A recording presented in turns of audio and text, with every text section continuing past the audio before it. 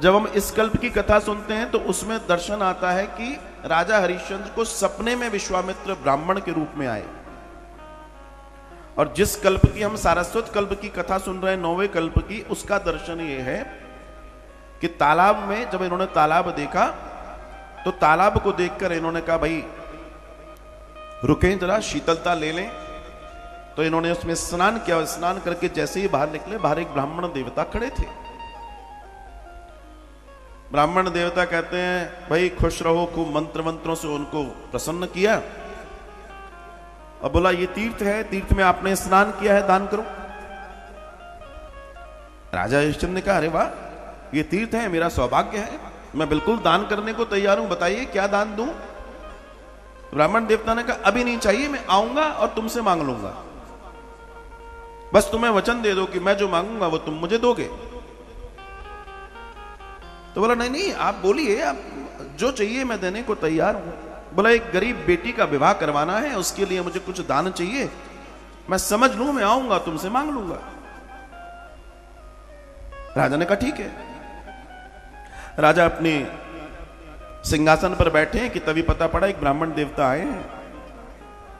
ब्राह्मण देवता ने प्रवेश किया और पूछा कि मैंने आपको तीर्थ में दान की बात कही थी और आपसे मैंने कहा था एक गरीब बच्ची का विवाह करना, उसके लिए मुझे दान चाहिए। तो आपने कहा था कि ठीक है, जो चाहिए मैं देने को तैयार हूं। आपने हाँ कर दिया था, उसके विवाह में जो लगेगा वो दान में देने को तैयार हूं, तो मुझे वो दान दे दीजिए।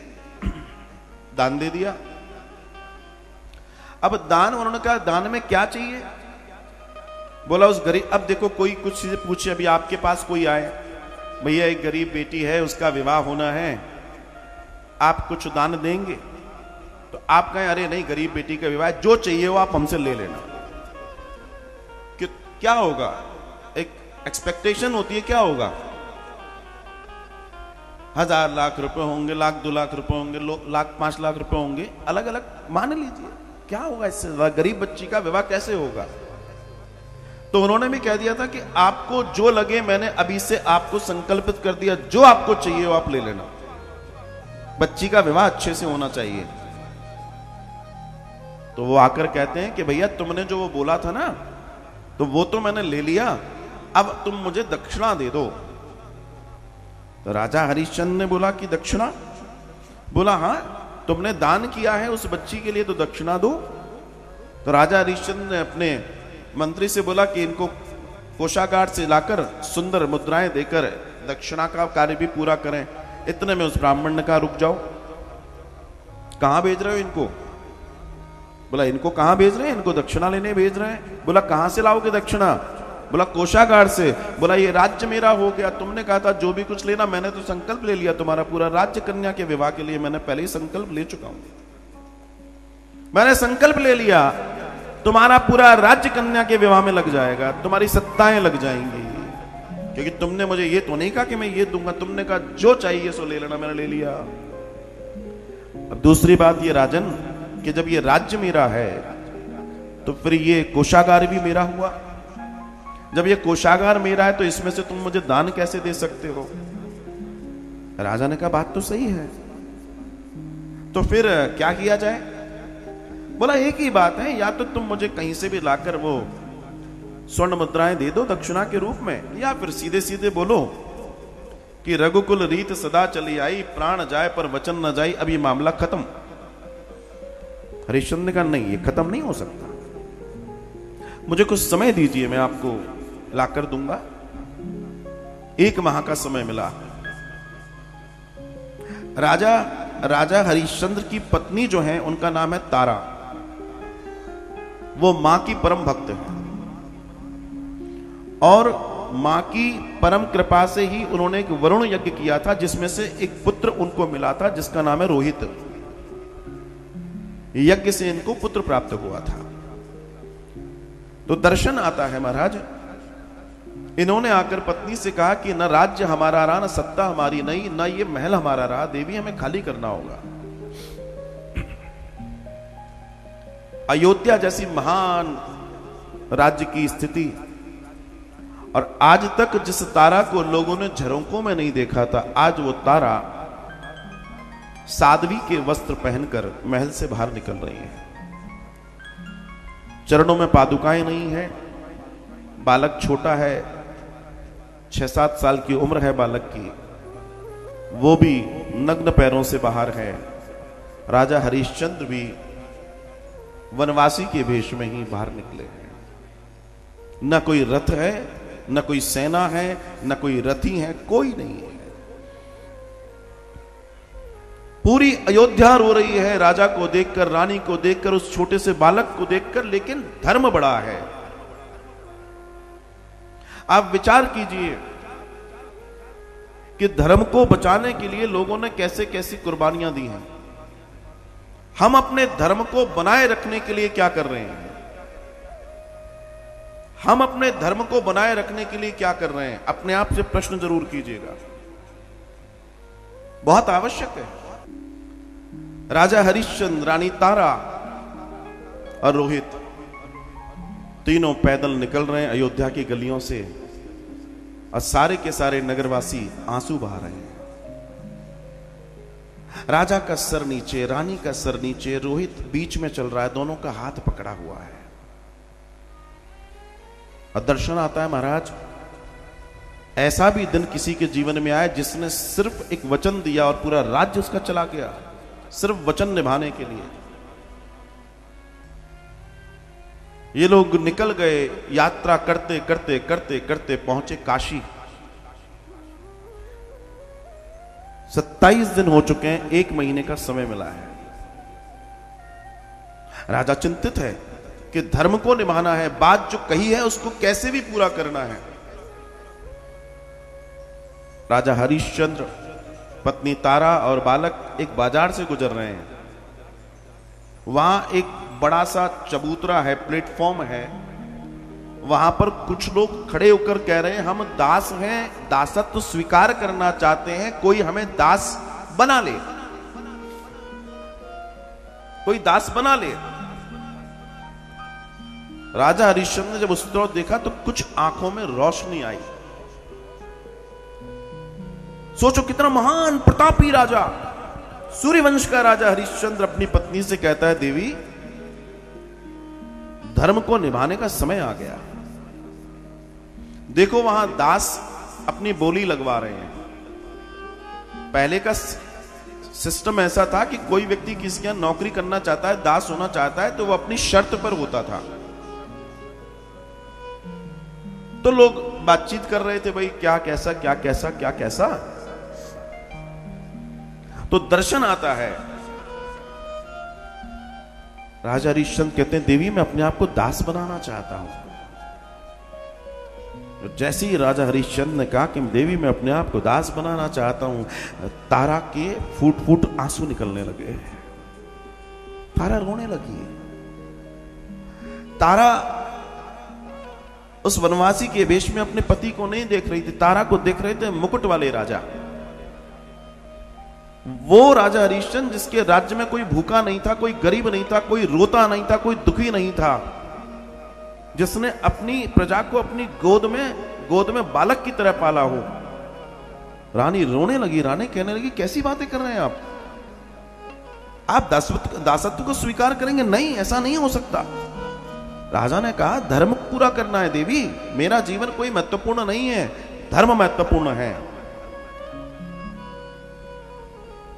तारा कहती है, तो सुनिए मेरी बात, अगर आप धर्म के बहुत बड़े जानकार हैं तो मैं भी धर्म जानती हूं, और आप मेरे देवता हैं। अगर आप अपने आप को दासत्व स्वीकार करवाते हैं तो मैं आपको स्पष्ट कर दूं कि मैं आपकी दासी हूं, पहले दासत्व को मैं स्वीकार कर दूंगी। धर्म यह कहता है कि पहले मैं करूंगी, बाद में आप करेंगे।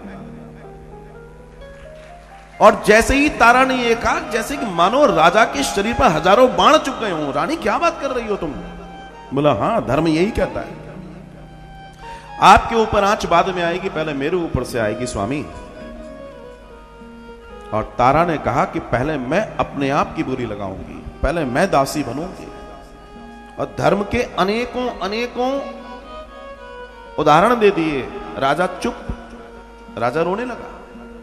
आज पहली बार तारा ने अयोध्या के राजा हरिश्चंद्र की आंखों में आंसू देखे, लेकिन प्राण जाए पर वचन न जाए। मां की अनन्य भक्ता थी तारा।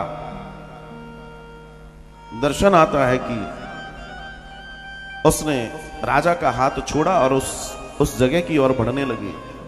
राजा मनाता रहा, राजा चीखता रहा, लेकिन वो ना सुनती। इतने में एक ब्राह्मण वहां आया और जोर जोर से चिल्लाता है, कोई दासी है, कोई दासी है, कोई दासी है। तारा जो सर झुकाए खड़ी है, उसने अपने हाथ ऊपर करके कहती है कि मैं दासी होने को तैयार हूं, क्या काम करना होगा। जैसे ही रानी तारा ने अपने हाथ उठाया, जैसे मानो करोड़ों बिच्छुओं ने राजा हरिश्चंद्र को डंक मार दिया। ऐसी स्थिति राजा हरिश्चंद्र की, उनके मुख से बोली नहीं निकल रही है, मुंह कांप रहा है और वो रो रहे हैं, क्योंकि पति का फर्ज होता है अपनी पत्नी के जीवन को सुख और ऐश्वर्य देना। आज राजा असहाय है, क्योंकि सबसे बड़ा तो धर्म होता है। राजा असहाय है, कुछ कर नहीं सकता। ब्राह्मण कहता है कि तू दासी बनेगी तो तुझे मालूम है ये कार्य करने होंगे। मेरे घर से इतनी दूर नदी है, वहां से पानी लाना होगा, मैं बूढ़ा हो चुका हूं, मुझे स्नान कराना होगा, मेरा भोजन बनाना होगा, मेरे घर में बुआरी करनी पड़ेगी, ये करना पड़ेगा। और जो जो वो बोलता जाता, जैसे राजा के सीने पे बाण चल रहे हो। अरे जो एक आवाज लगाए कि मुझे जल पीना है, तो कई दासियां हाथ में जल लेकर खड़ी होती थी, वो जल लाएगी। वो कोमलांगिनी, जिसके चरण कमल कोमल, जिसके हस्त कमल कोमल, उस तारा से जब ये सुन रहे हैं तो राजा हरिश्चंद्र बड़े निराश। और राजा हरिश्चंद्र ये देखते रहे और आखिर में जाकर उसने हामी भरी और उसने कहा कि ये स्वर्ण मुद्राएं मैं तुझे देता हूं और मैं तुझे दासी बनाकर अपने साथ रखता हूं, और वो स्वर्ण मुद्राओं के लिए इशारा करती है, उनको दो। वो ब्राह्मण आके अब वो पोटली जो जिसमें स्वर्ण मुद्राएं थी राजा हरिश्चंद्र के हाथ में देता है, और राजा हरिश्चंद्र कपकपाते हाथों से उस पोटली को लेते हैं। तभी वो ब्राह्मण तारा का हाथ पकड़ता और खींच के अपने साथ ले जाने लगा। इतने में रोहित रोया। वो छोटा सा बालक रोने लगा, क्योंकि उसको मां भी चाहिए, उसको पिता भी चाहिए। उसकी मां को एक निर्दयता से एक व्यक्ति लेकर जा रहा है। वो जोर जोर से मां मां करके रोने लगा। इधर राजा हरिश्चंद्र ने उसका हाथ पकड़ा, उसने दौड़ के अपनी मां का हाथ पकड़ा। एक तरफ से तारा हाथ पकड़े हैं, एक तरफ से हरिश्चंद्र हाथ पकड़े हैं, बीच में रोहित जोर जोर से रो रहा है। इधर राजा रो रहा है, उधर रानी रो रही है। धर्म को निभाने के लिए बहुत कुछ करना पड़ता है। इधर रानी रो रही है। रोते हुए राजा ने रोहित को समझाने का प्रयास किया। इतने में रानी ने तिरछी नजरें करके स्वामी को देखा, अपने पति को देखा, और उन्हें इशारा करके जैसे ये कह दिया हो कि इस छोटे से बालक को मां की जरूरत है। आपके जीवन में क्या होने वाला है मुझे नहीं मालूम, लेकिन मुझे इतना तो है कि घर मिल गया है, उसमें मैं रहूंगी, इस बच्चे को पाल लूंगी। आप इसका हाथ छोड़ दो, मेरे साथ जाने दो। और दर्शन आता है, जब इतना इशारा किया तो फिर वो ब्राह्मण बोला, अच्छा ये बच्चा तेरा है, चल चल मैं आज्ञा देता हूं, इस बच्चे को तू अपने साथ रख लेना, लेकिन खबरदार काम में कोई काम चोरी नहीं चाहिए मुझे। राजा हरिश्चंद्र की ओर से तारा बच्चे को खींचती है, और जैसे जोर से पकड़ने पर रेत धीमे धीमे हाथ से खिसकती चली जाती है, वैसे रोहित का हाथ राजा हरिश्चंद्र के हाथ से खिसक जाता है। उसके पास कुछ नहीं बचता, न सत्ता, न पत्नी, न बच्चा, उसके पास कुछ नहीं है जो सबको बांटने वाला था। इतने में वहां पर एक व्यक्ति आता है जिसका नाम है तुनीर। देखने में बड़ा विवत्स है, बड़ा डरावना है। उसके साथ दो चार लोग हैं, वो भी बड़े डरावने, बड़ी बड़ी आंखें और बहुत डरावने हैं। कोई दास है, कोई दास है। अब राजा हरिश्चंद्र, राजा का शरीर हट्टा कट्टा शरीर, दिव्य शरीर, आकर उससे कहा, अरे तू दास बनेगा? राजा हरिश्चंद्र ने कहा, हां बनूंगा। मुझे क्या कार्य करना होगा। जब राजा हरिश्चंद्र से पूछा, राजा हरिश्चंद्र ने पूछा कि क्या कार्य करना होगा, तो तुणीर ने कहा कि मैं शमशान का अधिपति हूं। शमशान में जो मुर्दे आएंगे, मरे हुए लोग आएंगे, शव आएंगे, उनसे कर लेना होगा। ये कार्य तुझे करना होगा, तुझे मेरा दास बनना होगा। राजा हरिश्चंद्र ने हाथ जोड़कर कहा, मैं ये कार्य नहीं कर सकता, मुझे दासत्व तो स्वीकार नहीं है।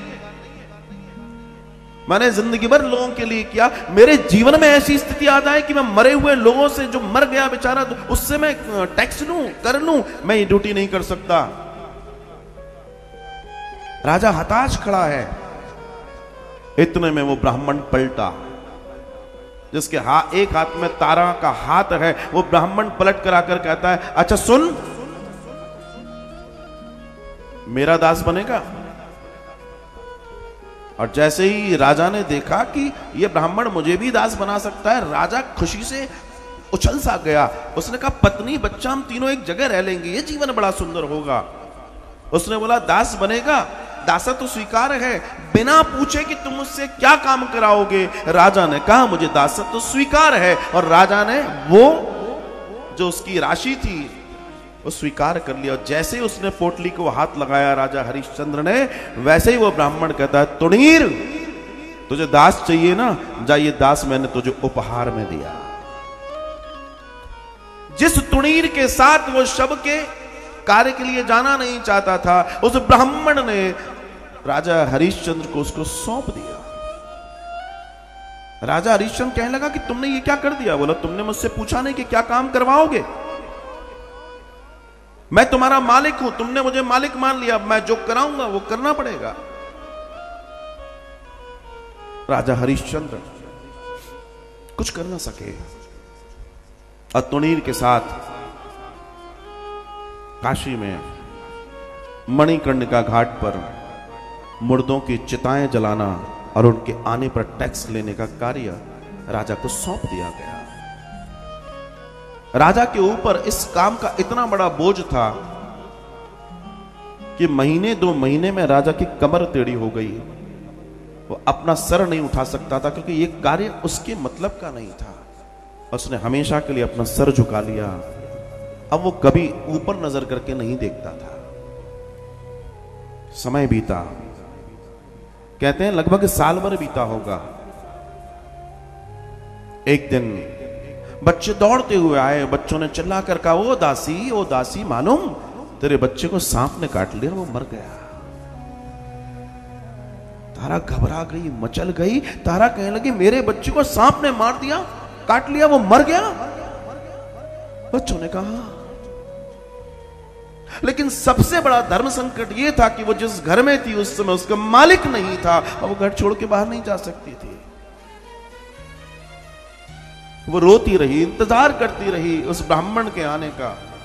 ब्राह्मण सांझ को जैसे ही घर में घुसता है, वो देखता है कि तारा रो रही है, जोर से चिल्लाता है, रे कुलक्षणी, दोनों समय मिल रहे हैं, तू रो रही है मेरे घर में।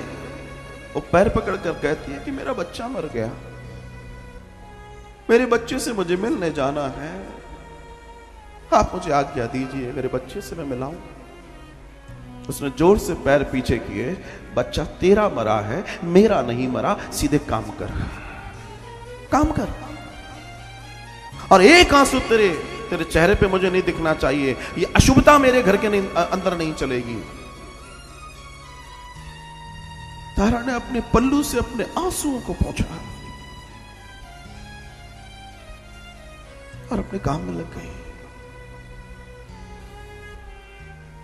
सांझ निपटती है साहब, रात्रि का प्रथम प्रहर शुरू होता है, और रात्रि का ये प्रथम प्रहर जब शुरू हुआ तो उस ब्राह्मण ने कहा, ओ तेरा काम निपटा? वो कहती है, जी निपट गया। जा, सिर्फ इस प्रहर के लिए तुझे आज्ञा देता हूं, अपने बेटे को देखा और जल्दी लौट के आना, ये नहीं कि तू वहीं रह जाए। तारा रोई, चीखी, चित्कार करती हुई, रोहित रोहित चिल्लाती उस दिशा में जाती है जिस दिशा में बालकों ने बताया था कि तेरा बच्चा वहां मरा पड़ा है। और साहब जब तारा वहां पहुंची, तारा देखती है कि बच्चे के शरीर पूरा नीला हो चुका है, मुंह से झाग नीचे उतर रहे हैं, उसके ऊपर मक्खियां, उसके ऊपर छोटे छोटे जीव आ गए हैं। तारा अपने आंचल से उसको साफ करती है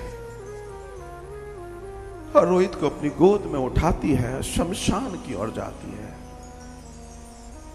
अभी वो शमशान, वो घाट आने ही वाला था कि इतने में कुछ लोग आते हैं, गोद में ले जा रही रात्रि में एक बालक को इस औरत के केश पकड़कर खींचते हैं। वो कहते हैं, अच्छा तो तू वही चांडालनी है जो बच्चों को मारकर खा जाती है, बड़े दिनों से तुझे ढूंढ रहे थे, आज तुझे रंग हाथों पकड़ लिया। वो कहने लगी, नहीं ये मेरा बालक है। और किसी ने उसकी नहीं मानी, उसके बच्चे को वहीं पटकवा दिया गया और केशों से खींचकर उसे उस तुड़ीर के पास ले जाया गया। तुड़ीर के पास आज अमावस्या की रात्रि में जहां घाट पर कई मुर्दे जल रहे, धुआं ही धुआं है, सब और काला और कालिख पुती हुई है। ये अपने आंसुओं से, अपने हाथों से मनाने के प्रयास में है कि मैं वो चांडालनी नहीं हूं, मैं बच्चों को नहीं मारती, नहीं खाती, मैं तो एक अभागी मां हूं जिसका बच्चा वहां मरा पड़ा है। लेकिन तुड़ीर या किसी ने नहीं सुना, किसी ने नहीं सुना। और महाराज आदेश दे दिया कि इसे मार दिया जाए। तुड़ीर चिल्लाता है, दास। एक झुके हुए शरीर को लिए एक व्यक्ति उस मध्यरात्रि में, अमावस्या में धुएं के बीच से निकलकर आता है और अपने सर को हिलाता है। बड़ी बड़ी दाढ़ी है, बड़े बड़े केश हैं। उसको भी इशारा करता है, इसको ले जाओ वहां, अभी से इसकी गर्दन को काटने के लिए मैं दूत भेजता हूं। वो मुड़ा, उसके पीछे तारा आप कुछ कर नहीं सकती थी, उसके पास कोई सामर्थ्य तो नहीं बचा था साहब। रोती उसके पीछे चलने लगी। थोड़ा सा आगे बढ़ी, जब पीछे के लोग छूट गए तो तारा हाथ जोड़कर कहती है, हे महानुभाव, आप जो भी है मुझ पर कृपा कीजिए, मुझ पर दया कीजिए। मैं मेरी भगवती जिसकी मैं साधना करती आई हूं आजीवन, उसको साक्षी मानकर कहती हूं कि मैं गलत नहीं हूं, मेरा बच्चा वास्तव में मर गया है और यही कुछ दूरी पर उसकी मृतदेह पड़ी है। आप मुझे आज्ञा दीजिए, मेरा विश्वास कीजिए, मैं झूठ नहीं बोल रही हूं, वहां जाकर लेकर आऊंगी, उसे अग्नि दे दो, उसे उसके जीवन को, उसकी मृत्यु जो हो गई अब बस स्थिति मिल जाए। ईश्वर की कृपा, उस व्यक्ति ने सर हिला दिया और जैसे ही सर हिलाया उस रास्ते से वो दौड़ी और दौड़कर जाकर अपने बालक को उठाकर बिजली की तरह वापस लौटी और कहती है, हे महानुभाव, ये मेरा पुत्र है, ये मर गया है, इसे सांप ने काट लिया है, मैं तो अब मर जाऊंगी, मेरा इसके बाद कुछ होगा नहीं, मगर मैं चाहती हूं कि मेरे मरने के पहले इस बच्चे को अग्नि दे दी जाए, इसका दाह संस्कार करा दीजिए। मैं आपके आगे हाथ जोड़ती हूं, इसका दाह संस्कार करा दीजिए। उस व्यक्ति ने देखा और एक भारी सी आवाज में उसने कहा कि दाह संस्कार तो हो जाए, लेकिन इसके ऊपर कोई कफन, कोई कपड़ा नहीं है, वो कर होता है, यहां वो कर होता है और उसके बिना, क्योंकि मैं यहां का दास हूं, मालिक नहीं, इसकी देह, इसकी चिता को अग्नि नहीं दी जा सकती। और जैसे ही रानी तारा ने यह सुना, वो आज तारा का सब्र का बांध टूटा।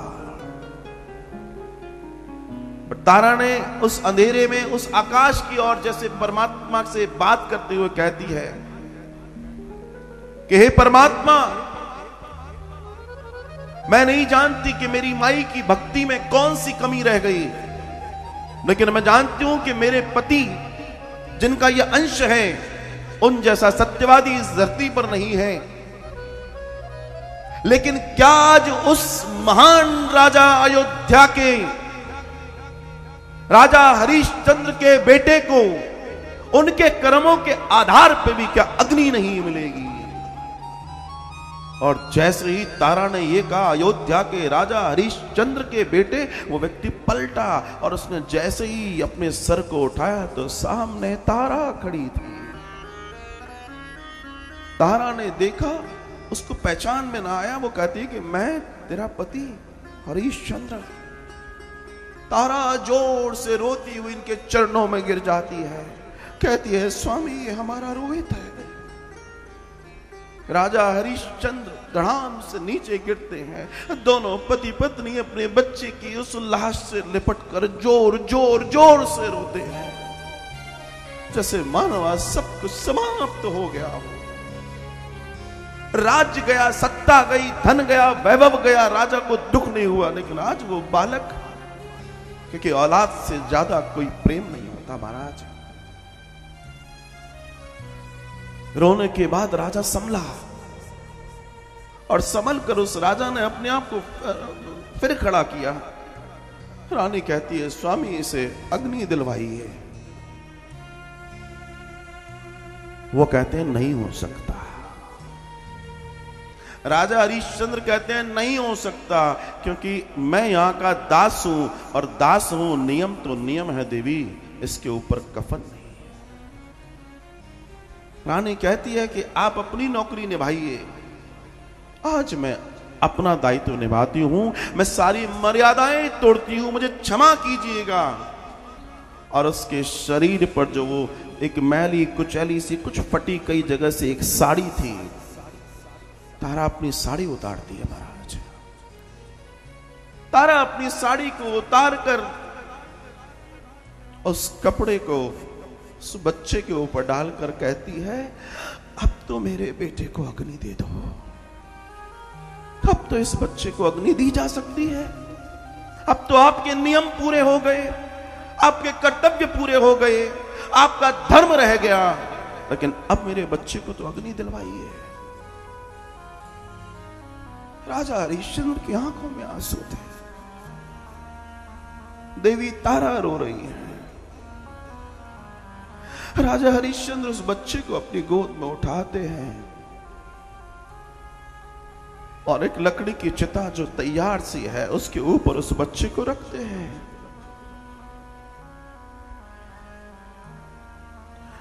और उस बच्चे को रखकर राजा हरिश्चंद्र अग्नि की तैयारी करते हैं। अग्नि लेते हैं और अग्नि लेकर उस चिता के चारों ओर घूमकर चिता में अग्नि देते हैं। फूट फूट राजा हरिश्चंद्र रो रहे हैं, फूट फूट रानी तारा रो रही है। उन दोनों के कलेजे के टुकड़े को आज वो जलता हुआ देख रहे हैं। और महाराज देखते ही देखते वो चिता धू-धू करके जलने लगे। राजा हरिश्चंद्र अपनी पत्नी के पास आकर खड़े होते हैं। पत्नी उनके चरणों में बैठ जाती है, रोती है। राजा हरिश्चंद्र उसके सर पे हाथ रखते हैं, उसे ढांढस बंधाते हैं। इतने में एक चमत्कार होता है। वो जो अमावस की रात्रि थी, घनी रात्रि, जहां आदमी आदमी को नहीं दिख रहा था, वो अमावस की रात्रि एकदम अदृश्य होती है और दिन का उजाला आ जाता है। वो जो अग्नि जल रही थी, वो अग्नि जलना बंद होती है और उस अग्नि पर लेटा हुआ जो रोहित होता है वो ऐसे उठता है जैसे मां ने आवाज दी हो, और उठकर मां मां कहते हुए एकदम बैठता है कि मां मुझे अपने आंचल में ले लो। राजा हरिश्चंद्र, रानी तारा दौड़ते हैं चिता की ओर। जैसे वो एक बिस्तर था जिस पर एक बालक लेटा था, वो उठता है, अपने माता पिता के कलेजे से लगता है और वो उसको कस के पकड़कर उसको चूमते हैं। इतने में सामने भगवती जगदम्बा प्रकट होती हैं। सामने भगवती जगदम्बा को देखा। तारा ने जैसे ही देखा, मां को देखकर रोने लगी। यहां राजा हरिश्चंद्र और बेटा तीनों लोग मां को प्रणाम करते हैं। त्रिदेव वहां प्रकट होते हैं, देवी देवता प्रकट होते हैं। वो तुणीर नहीं रहता, वो भी देवता बन के प्रकट है। वो ब्राह्मण नहीं रहता, वो विश्वामित्र करके प्रकट है। और आकाश में अनेकों देवताएं पुष्प वर्षा करके इन तीनों का स्वागत कर रहे हैं। तीनों स्वागत के योग्य अपने जीवन को जी रहे हैं।